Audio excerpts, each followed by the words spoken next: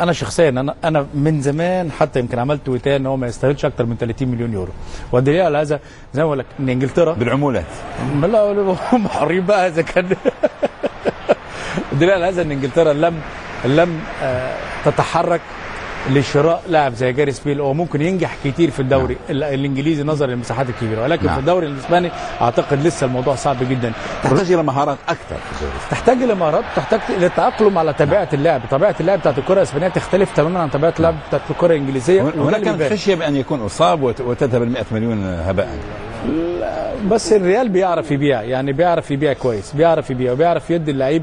انما يجيب 100 مليون يورو انا في رايي تاني جاريث بيل صعب جدا ان لو اتباع من الريال لاي فرقه ثانيه انا في رايي ما يجيبش ال 50 مليون بهذا المستوى. ما يجرؤ على دفع 50 مليون ولا حد. ربما في الدوري الانجليزي قد يكون هذا الاسلوب مناسب ممتع، ينسجم، يدخل في اطار منظومه تكتيكيه معينه.